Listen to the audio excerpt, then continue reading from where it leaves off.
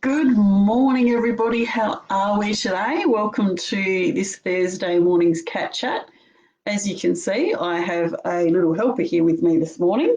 She's just come in for her morning belly rub, actually. So we'll have to do two things at once because you know what happens with cats. When they want your attention, they will have their attention.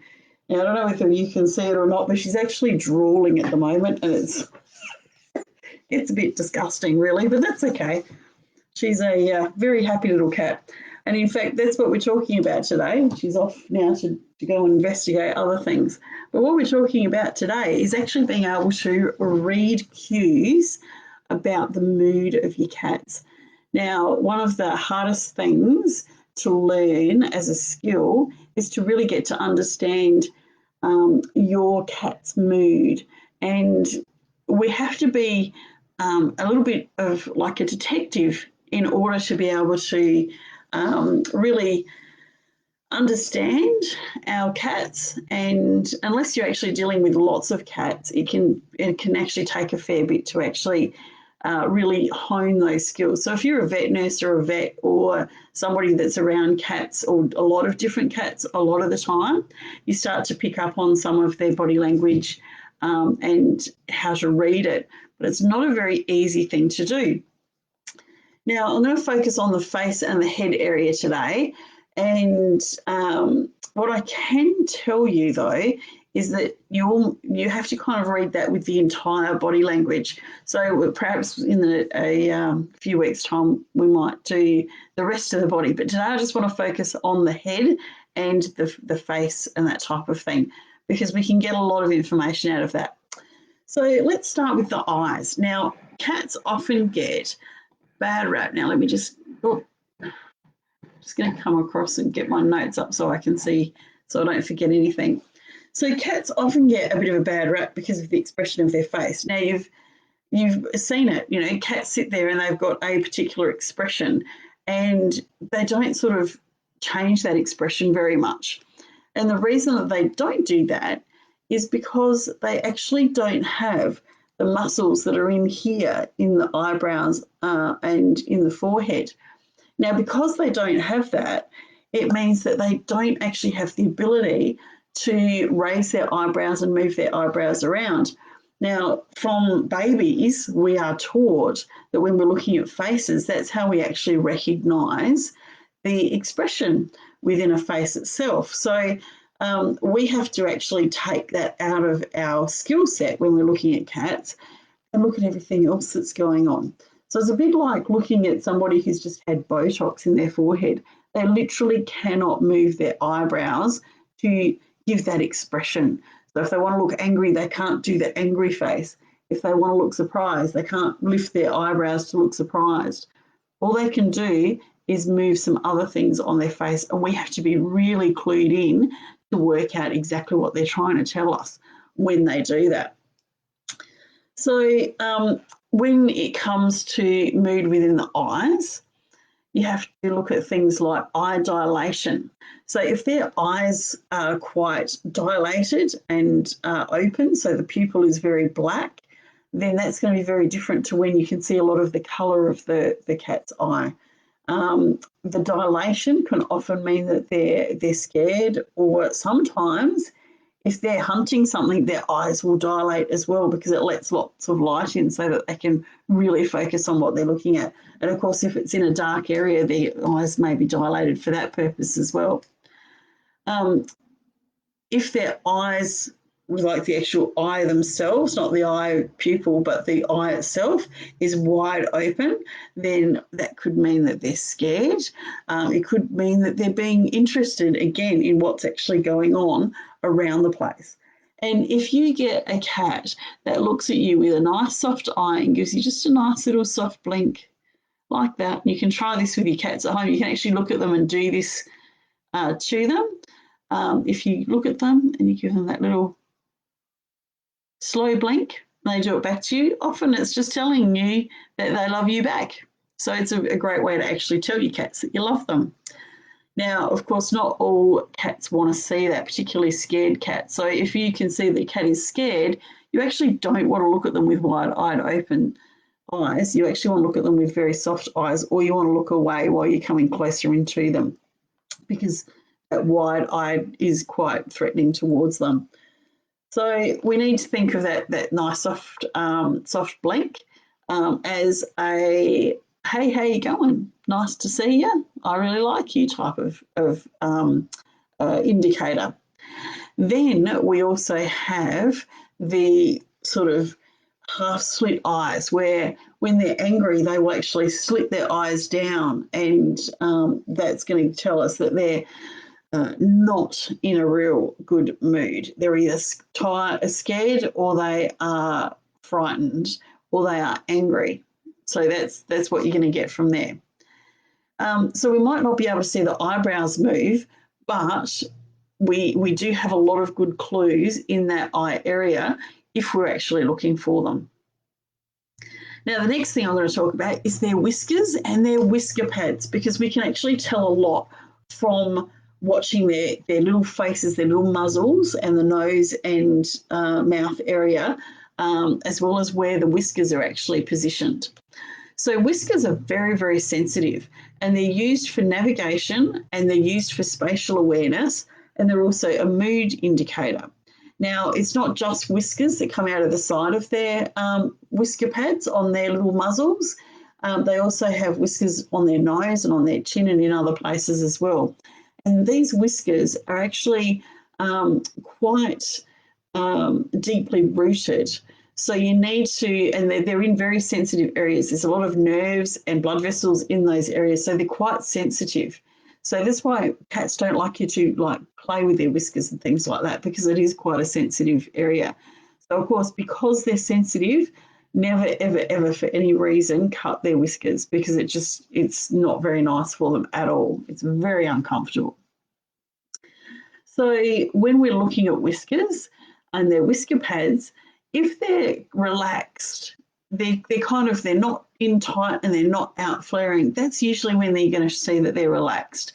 And I call that their default position. So when we're looking at cats in general, we'll look at if you've just got a very happy sort of cat, then that's their default position. If their ears are up and their whiskers are relaxed and their eyes are relaxed and happy, then that's your default position for a happy cat. But when you've got a cat whose whiskers are right forward, that can mean a couple of things. It can mean that they are really interested in what's going on, and they're alert and they're watchful. So that's going to be the curious cat coming out. When they're pulled right back against their face and squashed down into their face as much as they possibly can, that usually will mean that the cat is not happy, is either going to be aggressive or it's going to be scared. Now, aggressive and scared cats can be one in the same. Some cats that are scared will act aggressively out of fear, and some aggressive cats will look as though they're in fear, but they're just aggressive. So you've got to kind of try and be very careful when you're looking at those two states to really work out what's going on. So around that same area, we've also got in the muzzle the mouth. So the mouth is going to tell us quite a lot. So obviously, if you've got a cat that's yawning and quite chilled and their mouth is very relaxed, then you know that they're going to be a fairly relaxed cat. But of course, we also know if we get a cat that's hissing at us, probably means that they're giving us a warning to back off, so we can pick that one up pretty well. Now, the one that I really like the most with cats is when they get what I call stink face.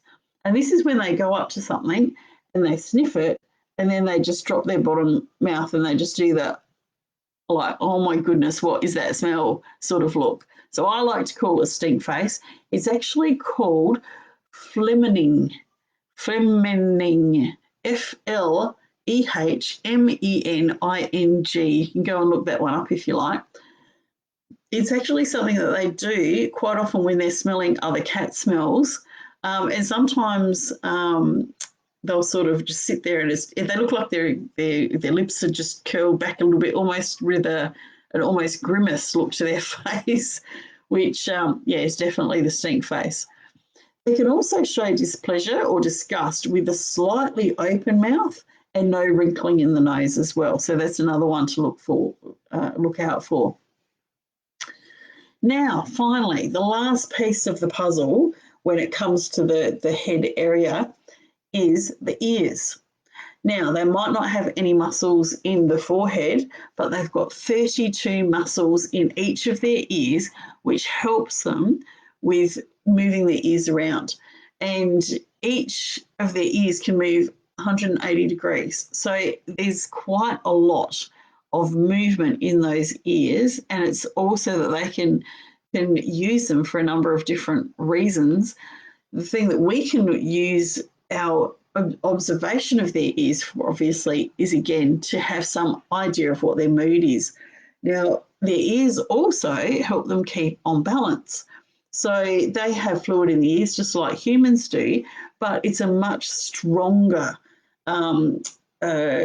ability that the cats have compared to what humans have. And if you've ever had an ear infection, you know what it's like when you get a little bit off balance or whatever.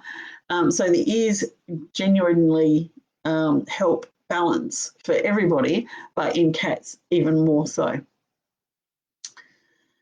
Okay, so now also too, they have the whiskers in the ears that are coming out, and they do help them a little bit with spatial awareness and things like that, but they also help to keep the dirt out of their ears and to bring the sound into their ears. So a couple of different things in there. Now, your cat will have a default position for their ears. When they're just sitting there doing nothing and there's nothing, stimulating them, that will be what is kind of like their default or neutral position for their ears. And it's usually, if they're happy and relaxed, it's usually just straight up and facing forward. But if you've got one that's low and sideways, it means either they're about to take off or they're about to attack. So this is when you need to put some of the other clues into play to work out which of these they're about to do. If they're low and facing out, so they're low down, but facing outwards, then it could be a sign that they're not well. So watch the eyes and the tail, can give you some extra clues there as well. And quite often they'll drop their head down as well if they're not feeling well. Low and flat, straight down, it often means that they're going to be aggressive. So let's look at how some of these clues put together can really give us an indication of how a cat is feeling. So an anxious cat.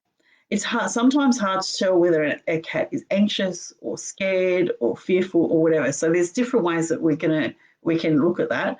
And I'm going to have a look at the anxious cat versus a fearful cat because there's a few differences there. So an anxious cat will have their eyes will be open, but they won't be blinking. Their pupils will often be dilated into an oval or a circle.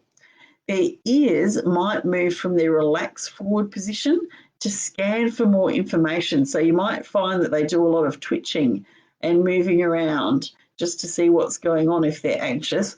Or sometimes they may even flatten them back to their head. So it could be one way or the other there. Their head will begin to lower and their whiskers will be pulled back into the side of their muzzles a little bit more, and they'll appear to be small and non-threatening. Or sometimes they can even be swept forward on alert. Excuse me. Now, as you... I'll be back in a minute. I'll just go get my water.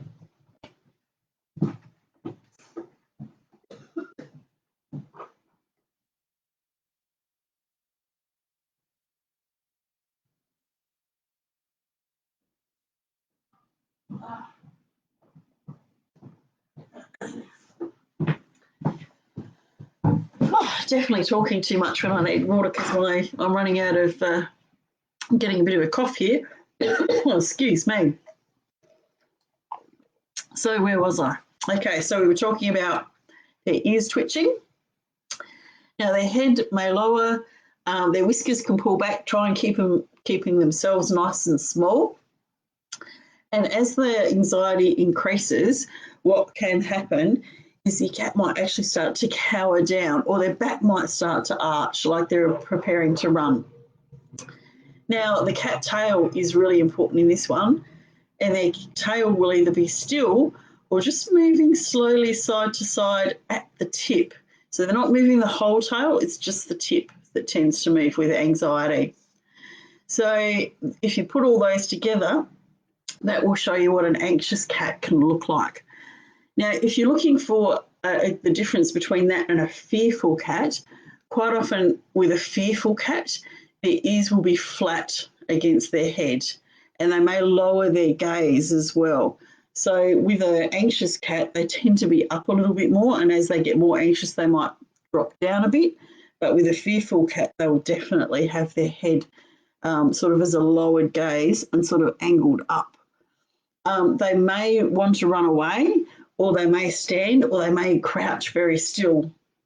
If they can't run away, their eyes will be very wide and their pupils will be fully dilated, and their whiskers will be very flat to their face or bristling. So you might actually see them sort of just moving a little bit.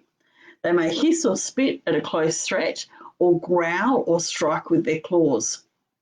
Some cats will straighten their front legs to make themselves look taller, or arch their backs and fluff themselves up to try and make themselves look bigger as well.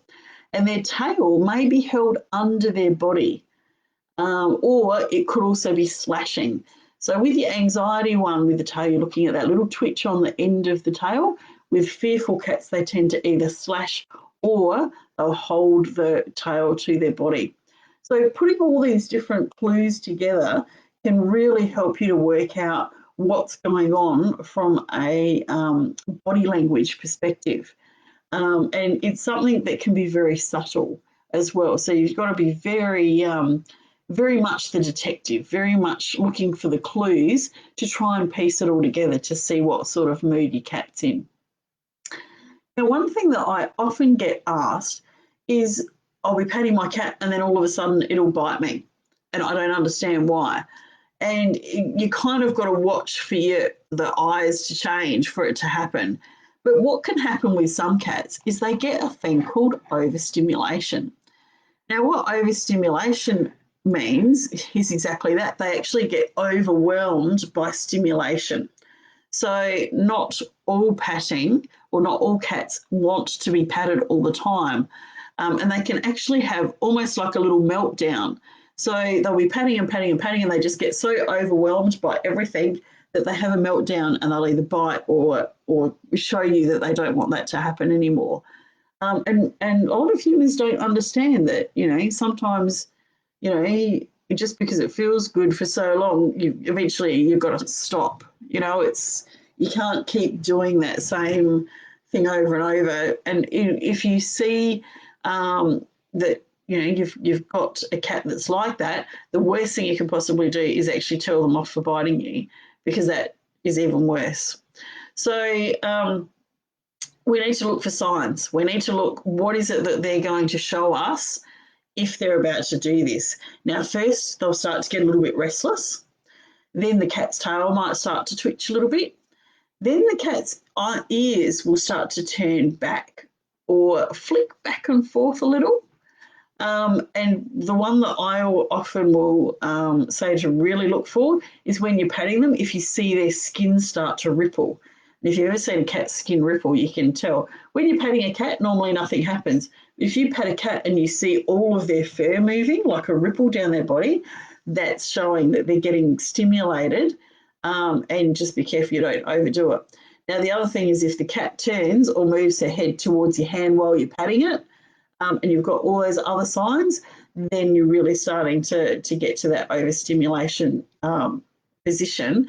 And a cat that's overstimulated really just needs to be allowed to sit.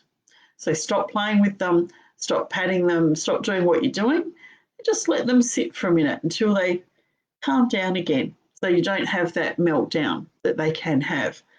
And it does sound really strange that cats can have a meltdown by being overstimulated, because there are humans that do the same thing and kids that have the same problems, where if they're overstimulated, then, they just, are uncontrollable. I don't know about anybody else out there, but I've had kids that when they've gotten so wound up, they haven't been able to sleep at night. like because they're just too overtired, overstimulated, overexcited, and it messes with their sleep patterns. So just because, cats are cats and humans are humans, there is a connection there between the overstimulation of the brain. I mean, you would probably find it too if you come home from work, you've had a big day and your brain's just going overboard.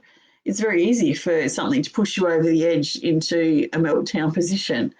And of course, anybody that's ever had to deal with kids with issues who have meltdowns, it's kind of like that, except that a kid can't turn around and bite your hand, whereas a cat can. And you just need to look out for those signs.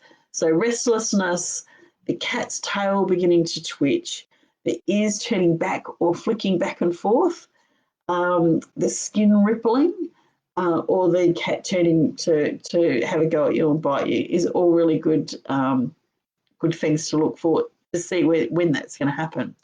Now, a lot of people have then asked me, well, I have this problem with my cat. How can I help it? Well, there's a couple of things that you can do. It might just be that the cat wants to have some playtime. So instead of stimulating it by rubbing its fur and touching its body, you actually stimulate it by having a bit of a game. Now, again, don't get too excitable with cats like this. You need to have play that is allowing their energy out, but not necessarily overstimulating them. Otherwise, that can, be just as bad. The other thing is if they're starting to look as though they're going to bite you, use treats. It's a bit like just, any sort of reinforcing of behaviour. So if they let you have a bit of a pat, then you give them a little treat, let them have a little sit for a second, and then pat them again for a little bit, another little treat. So there's all sorts of different ways that you can actually deal with and handle that sort of issue. So that, I hope, has answered some questions that I've had recently in regard to reading the body language of cats. We as humans don't spend enough time, I believe, in looking at what's going on with animals in general and even with other people. I mean, you don't know, particularly with the rescue cats. If you're bringing a rescue cat into your home, you don't know what they've experienced previously. So you need to kind of be able to have a look at the body language to see whether they're happy with what's going on and what's not. Even with cats that have been in your home for a long period of time, if something happens in the home, maybe something's changed, like somebody's moved out, or there's been a death in the family, or even if it's another one of the animals in the house that has passed on, then sometimes you will find that animal behaviour will change. And you've got to be that detective that spends some time and looks for these real subtle little hints that we can get from the animals in regards to their behaviour and what they're feeling and how they're feeling about things. There's a lot of things that we can do to, excuse me for a sec, a lot of things that we can do if we know that we've got some issues in and around the place with our cats to improve their environment and enrich their environment to make them back into that happy, relaxed default mode of cat that we want. So I hope this has been helpful for you all. Thanks for joining me again. And if you've got any questions that you would like me to answer on Cat Chat, feel free to drop me an email or post on one of my videos or whatever. Now, also too, I really want to thank all those people out there that are actually sharing my content. I am definitely here to try and make the world a better place for all cats. And the best way that you can help me is to share my content and spread my word about how we can better look after our little feline friends. So with that said, thank you very much, everybody, for all your support. A quick thanks to Cat Pads, who are always very supportive of everything that I'm doing. And we will see you again next week. Be safe until then.